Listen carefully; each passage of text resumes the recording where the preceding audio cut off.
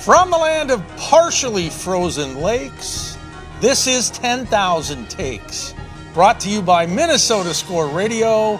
Wally and Eric back for yet another week as we slice and dice the always busy, always topical, super saturated Minnesota sports scene. And as usual, as we get closer to Christmas and the New Year, yes, a lot to talk about, but the purple dominating the news cycle. I mean, when you're 11-2 and you've won 6 straight and you've done it in impressive fashion, at least the most recent victory over the Atlanta Falcons and Kirk Cousins, they deserve the accolades. Yeah, and the last time they were 11-2 was like 16 years ago, so that's significant. They haven't been this good this late in the season, record-wise anyway, for, 16 years. It's a long time. And they keep pace with Detroit, which is good. They stay ahead of Green Bay. As a matter of fact, they pick up a game on Green Bay, who, of course, lost to Detroit. So, but the big question now, and I think that the answer is, we already know the answer, is what are you going to do with Sam Darnold? And I think you just have to ride this wave, hope for the best that they come out in or winning the Super Bowl and say, thank you very much, Sam, and they're probably just going to have to move on because he's going to get a big payday. And I don't know if the franchise tag thing is the way that they will even think about going. They might have to. I mean, if they get into the Super Bowl and they haven't been there in almost 50 years, you might have to rethink what you were planning with J.J. McCarthy. Yeah, the Super Bowl would be the deal breaker on your thought process. You get there, let alone win it. You give him 10 years for Juan Soto money. I don't care. Because that's all anybody wants in Minnesota is one Super Bowl trophy. And if Sam Darnold can do it, then so be it, even if you suck the next 9 years. Go the L.A. Rams route, the way they got Matthew Stafford. But in reality, I think you're right. Minnesota doesn't have to do anything now. The season's still going. Let's see how it plays out. Right. The Vikings are most certainly going to be, barring a major collapse, a playoff team. So can they go deep in the playoffs? Can they finally get to the coveted Super Bowl? And then you'll start figuring out, okay, is there a way to bring him back that does not, hamper the salary cap, similar to what they did when they signed Kirk Cousins to that lottery-like deal? There's a lot in play, but remember, I know J.J. McCarthy is the future at some point, but we have no idea how that's going to play out. And this is not throwing shade on J.J. This is being real about young quarterbacks. Look how many have struggled. My goodness, Caleb Williams, the overall pick, I'd give him probably a C+ this season. Jaden Daniels has done well, but take a look at guys like Trevor Lawrence, who was supposed to be can't miss, and Zach Wilson, and Sam Darnold once upon a time, Absolutely. and Trey Lance, and there's so many more. We don't have time to list them all. Trey Lance is buried. I mean, if you can't get off the bench in Dallas now. No, that's what I'm saying. I mean, he can't even get past Cooper Rush. They must feel like he can't play. I mean, they must have found out what San Francisco found out, that he is not NFL ready. No, he didn't play a lot at North Dakota State. I feel bad in some ways for Trey because he had to hit the ground running. He was supposed to be the guy in San Francisco. Ironically, the last guy in the draft, Brock Purdy, has turned out to be their quarterback. Yeah. And even now you don't know, are the 49ers going to pay him? Ooh, that's a great question.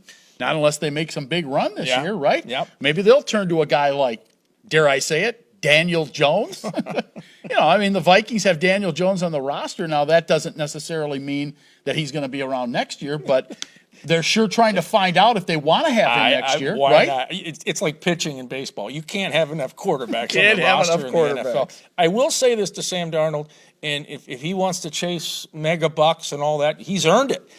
But be careful where you go. You've already been in 2 toxic situations, the New York Jets and Carolina. San Francisco, you were the clipboard holder for Brock. But go to a franchise that has stability and you can be coached up like you are being done here by KOC and Wes Phillips and Josh McCown. I mean, I think, plus, find somebody that has a Justin Jefferson and a Jordan Addison on their team. That wouldn't hurt. That would not hurt at all. I mean, let's face it. I mean, Sam Darnold has made a living off those guys' ability to get open and his ability to get them the football. And throw in T.J. Hawkinson, who draws some of that underneath coverage, and all of a sudden Sam Darnold looks like Joe Willie Namath. He does. He was throwing dots against Atlanta. I mean, 5 touchdown passes, and the bulk of the damage came in the second half. He was outstanding, but you're right. I mean, Jay Jets frees up Jordan Addison, and he frees up T.J. Hawkinson. Aaron Jones comes out of that backfield once in a while to get the swing pass and the check down. So it's a very good situation here for Sam Darnold. Maybe Kwesi and KOC will get creative and find a way to keep him. We'll see. Kwesi Adolfo-Mensah. What is his grade as a GM?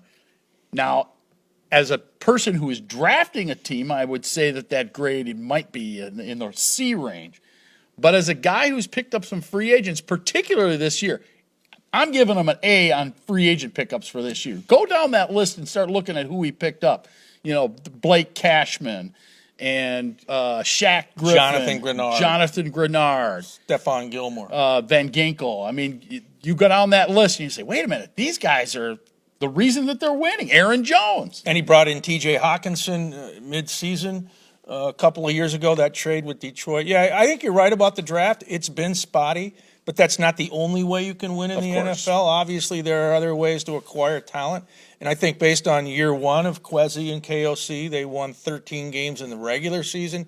Last year, they took a dip, but this year they're right back, one of the elite teams in the NFL. You got to give them a high grade because as long as you're winning, that's the bottom line. Yeah, the draft, probably you want to get better. But they've still got Dallas Turner. They're high on him. And again, J.J. McCarthy. At some point, we're going to find out what he's got. Yeah. Will he be wearing a Viking uniform when we find that out? That becomes the next question, right? Who knows? It's a revolving door in the NFL these days at the quarterback position. You mentioned the draft. I happened to be in Green Bay a couple of weeks ago, and my son's working and living there now.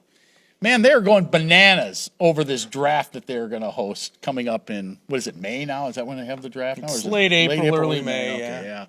Crown jewel event. If you're planning to go to the draft, and, if you're living in Minnesota and you're going to drive over there, relatively easy drive depending on where you're coming from, you better figure out your accommodations now because it's filling up fast over there in the Badger State, the land of cheeseheads and Green Bay Packerdom. Well, I don't think there's any doubt that fan base is foaming at the mouth to get a major event. They'd love a Super Bowl, but they don't have the lodging accommodations to have a Super Bowl. They don't have the lodging for the draft. You're right, because I think it was almost 1 million folks went to Detroit last year for the draft or earlier this year. And, I mean, just packed downtown Detroit. So I still don't get it why a bunch of people will flock to a city to hear some, dictator / commissioner get up there and say, and the Minnesota Vikings select J.J. McCarthy with the 5th pick in round 1. That's what you're going for. There's no action. Nobody's playing on the field. Oh, boy. All right, speaking of action, we're going to go off the field and onto the ice with our next guest, and it's not hockey or ice skating. Yeah, Minnesota Ice here on 10K Takes. Your Sam Darnold ticket. I've been meaning to give you these for many years. I think they're perfect.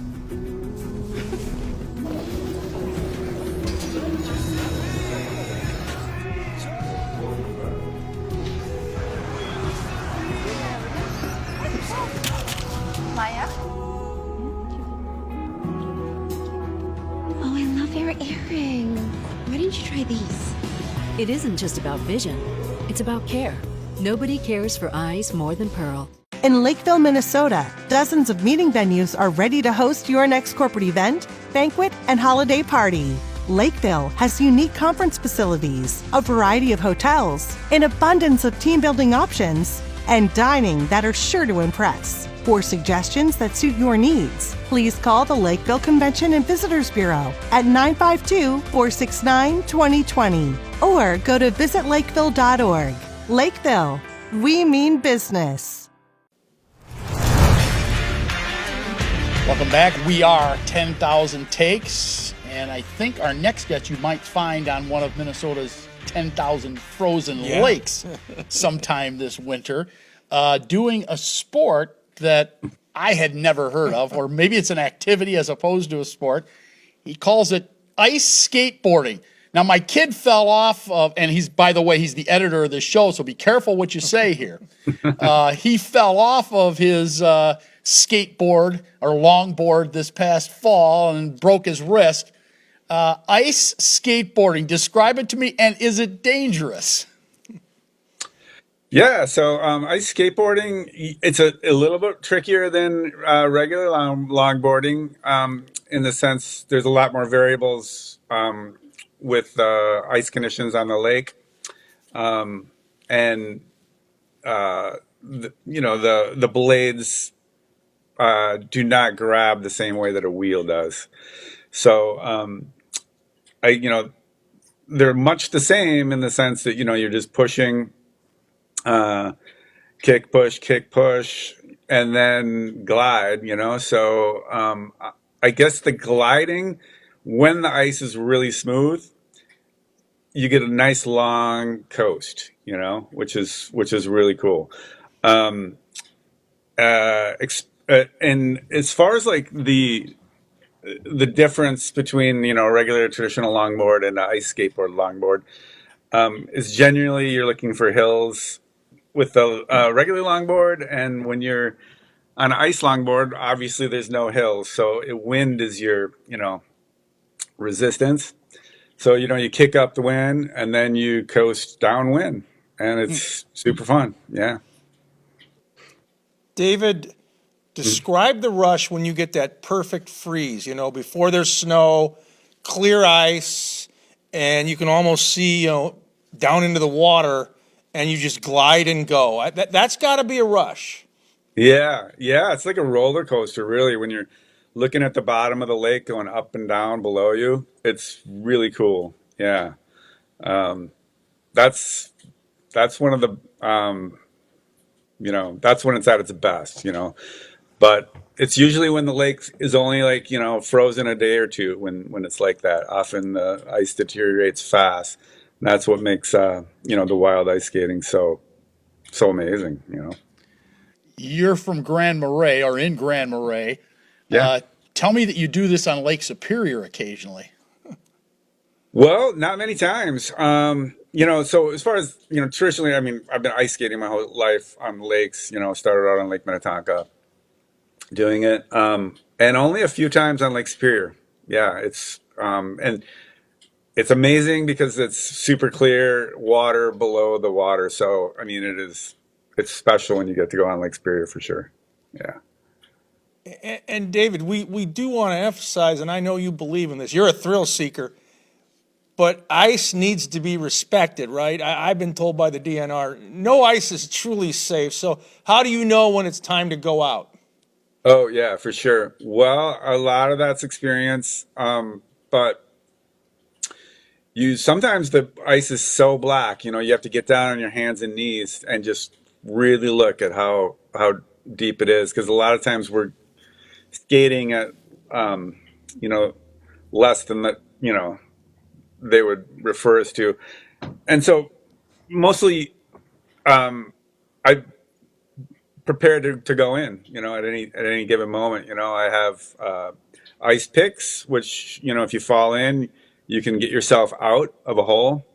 I also wear a PFD inflated with a CO2 cartridge, so it's water activated. If I go in, it blows up into a life preserver. You can get yourself out. And I also carry, if your buddy goes in, I have a whitewater kayaking throw rope, and you can toss a rope accurately with one of these throw ropes. And I also have a dry bag with, super warm clothes, a lot of polar fleece. Sounds to me like you've experienced this before. Have you gone into the drink before? I mean, I have, yeah, enough to know not to do it again if possible. Not to push it, huh? Yeah, right. How long have you been doing this? How did you discover it? Which is the skateboard thing, or the? Well, no, not ice drowning. I mean, the ice skateboarding. Yes. Yeah, the ice skateboarding thing. Yeah, I was just in town at the tavern and chatting up with buddy Owen, and he's like, wouldn't it be great if you could, get, ice blades for roller skates or for skateboards? So I'm like, look it up on the internet, and sure enough, you can buy ice skate blades for skateboards. And so I bought them and put them on and was able to try it, and I've been having a blast. Yeah. Show us. So you got that board there. Why don't you show us? Yeah, Show right it here. to us. Yeah, scope it out. It's I think extreme ice blades. Let's see if you can see that. And you Yep. take your wheels off and you put the bearings in here, so so they turn, and everything else is pretty much classic longboard. Yeah, it's fun. Oh, and then what you need to kick is you put these on your Vans. These are like Yak Tracks. These are the running version. They have a nice, really, really good gription. So yeah, those are the two things: the blades, and then some gription on the bottom of your foot. So you're up in Grand Marais, the frozen north. What lake do you Right. like to try to skate on? Do you ever go on frozen rivers, boundary waters? Where are your places of choice? Yeah, I like the boundary waters. Yeah, a lot. Usually try to get in there.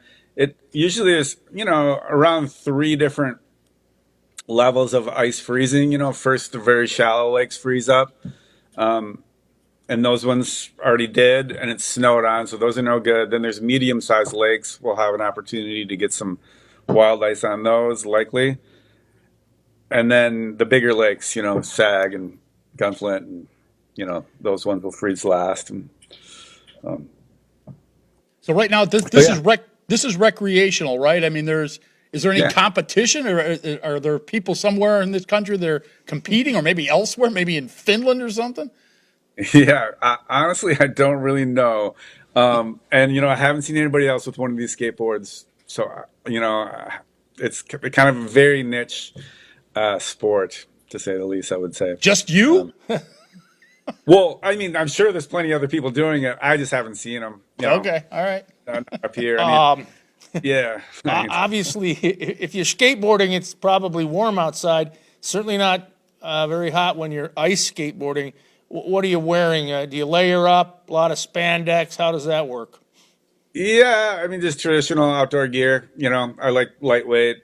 I just got a puffer jacket and a shawl. Yeah. I like to wear some, maybe thinner gloves just to have a little, extra control for, Is my it hand. is it a good workout? Is it a cardio workout? Kind of is, like, yeah, like when you're kicking, across a lake, it's like, it's not, yeah, passive for sure. You're like, kick, push, coast, that's pretty much across the whole lake, and then usually when you get back with the wind. So I did just score a new kite, which the kite wing, they're kind of new. They're not like the kites that have strings. You just hang on to them. So that's my next step, is to like bust that out, and hopefully I can get some kite skateboarding in. Okay. Well, Yeah. we want to know about that when you get that up and running. All right. Yeah, let's on that one. All right. Thanks, David. Appreciate you spending some time with us. Yeah, great. Yeah, thanks for chatting. Thanks a lot. Stay out of the water. Yeah. All right, All right. He is David Welch. He is an ice skateboarder with us here on 10,000 Take. We're back with more after this timeout. Stay with us.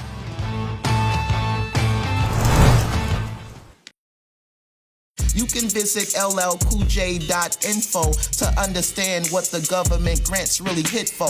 You can visit llcoolj.org.com to make sense. Whatever you sell, the government's buying it. You don't need an LLC or an S corporation. We the people. We already pledged allegiance to this nation. It's up to us if the bell toll of freedom rings. That's word from Olivia's child, Sammy's favorite sibling, and I'm out. I've been meaning to give you these for many years. I think they're perfect.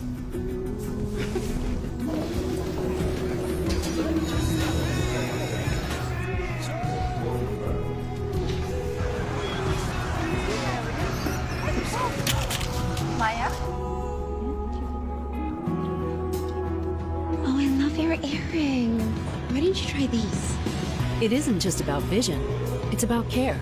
Nobody cares for eyes more than Pearl. In Lakeville, Minnesota, dozens of meeting venues are ready to host your next corporate event, banquet, and holiday party.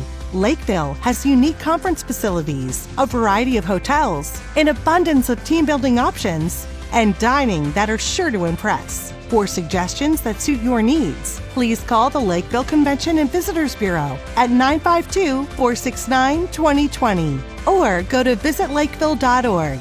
Lakeville, we mean business. Welcome back.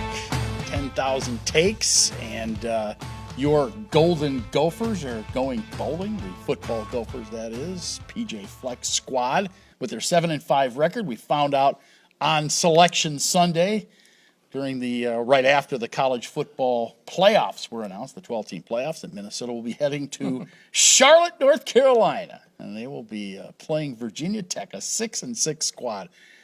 January 3rd, oh, by the way. So if you want to travel down to Charlotte, there you can, all the holiday stuff in the rearview mirror, and you can make that trip for a Friday night tilt against the Mountaineers. Yeah, uptown Charlotte. I've been there a couple times. I've seen 2 Panther games, Minnesota against Carolina, twice. I like the venue, but a little bit less than I used to. Believe it or not, in Charlotte, open air venue, they took out the natural grass and put in field turf. Good. A couple of years ago.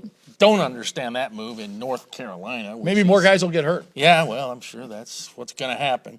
But the city's fine. It's got a good vibe. If you're into auto racing, the NASCAR Hall of Fame is just a few blocks from the stadium. You've got, I think, Billy Graham has a library there. Go check out a Bible. Yeah, get a Bible. Pray for the Gophers to get win number 8, because I think that would be significant. Remember, I've got them at a B- right now, but it's a sliding scale. If they get to 8 wins and pick up another Vol victory, then I'm going to give them a B on the season. Now, it's still a woulda, coulda, shoulda Gophers season. There's a couple of losses had they not tripped up against Rutgers or North Carolina or found a way to beat Penn State, a playoff team. Or Michigan. Then things would be a lot different. But it's something to build on, and it's the Mayo Bowl, baby. And if the winning coach gets a big jar of mayonnaise dumped on him, not Gatorade, mayonnaise. Wow, that could get a little sticky. So PJ, some would say, is a hot dog at times, right? Put some mayonnaise on that hot dog. I've never had mayonnaise on a hot dog, and I don't assume that I'll ever want to have mayonnaise on a hot dog. The one thing I do like about these bowl games, I like that Pop-Tarts bowl. That's the one I want to go to. Of course you do. Yeah. And they got that big, did you see it last year? They got that that great big huge Pop-Tart that they've come out of the big toaster in the middle of the field. That's the way to go. All right. So, by the way, before we move on to the Timberwolves, and we're going to move on to them here in a second, the Gophers, under P.J. Fleck, are unbeaten in bowl games. They are 5-0 in bowl games, baby, including that win last year in Detroit. They've won in Detroit twice, by the way. Yep. Cue up James Taylor. The Gophers have Carolina on their mind. Okay, very good. All right, Timberwolves on our minds. I saw that our guy Anthony Edwards picked up a $25,000 fine for talking a little bit too much, using some foul language in a post-game media session. And then the next game, this was after the second goal. That was after they won, by the way. Then the game after they lost a couple days later to Golden State, he didn't talk to the media at all. He probably figured he would be better off just not talking. Yeah, just keep your money in your pocket. Well, Exactly. Ant sometimes, he's got some KG in him or some Randy Moss or some Charles Barkley. He doesn't have a filter. I mean, he will let you know what he thinks. I mean, the ridiculous comment he made in the offseason about Michael Jordan being the only good player from back in the day. And then, of course, Magic Johnson called him out quickly. Well, I don't listen to a guy who doesn't have any championship rings. It's a fair point. It is a fair point. And speaking of the L.A. Lakers, hey, Timberwolves Nation gets a bonus appearance by LeBron, hoping for no load management. I was going to say, he's here on Friday. Let's not get too excited. And then a week, next Thursday, the 19th, they get Karl Anthony Towns comes to town. I think he will get the opposite reception that your guy Kirk Cousins got this past Sunday. I will be very disappointed in T-Wolves Nation if they boo Cat. They will not. He's one of the franchise pillars. I mean, you talk about all-time greats in Minnesota Timberwolves history. It's KG, it's Kevin Love, might be Tom Gugliotta, and it's got to be Cat. And Ant will be in that group shortly, but Cat's on that list. Okay, you done with your Cat thing? Yeah. Takes of the day coming up next. You don't want to miss it. Stay with us. We are 10,000 Takes. Finding the ideal place to stay is important for business travelers. Lakeville, Minnesota is conveniently located off I-35, just south of the Twin Cities, with a variety of hotel choices. Lakeville offers convenient amenities such as shopping, walking trails, golf, and more. Our unique meeting spaces, historic downtown, live music, and over 60 dining options are sure to impress. Book your next stay in Lakeville and experience convenience, comfort, and quality. Find your perfect hotel at visitlakeville.org. Wally and Eric from 10,000 Takes here in the land of lakes. And if you want sports of all sorts, check us out. We cover all the bases, all the teams in the great state of Minnesota. Vikings, Twins, Wild, Gophers, Timberwolves, Loons, you name it, we do it. Late night Saturday night on Fox 9 Plus and on the Fox local app.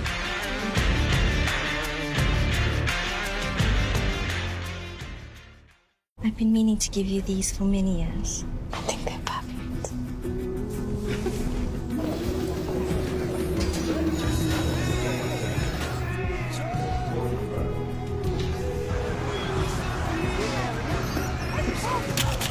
Maya? Oh, I love your earring. Why didn't you try these? It isn't just about vision, it's about care. Nobody cares for eyes more than Pearl.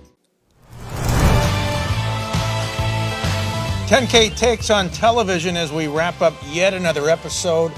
Big shout out to the viewers in the Twin Ports, the Twin Cities, up and down that I-35 corridor, and they're going to find out what your mood is this week. Are you angry, or dare I say it, are you happy? Well, news came down a little earlier this week. The team formerly known as the Cleveland Indians have basically canceled their winter festival. They called it Tribe Fest back in the day. They call it Guards Fest now. Now they're going to do it once every 3 years.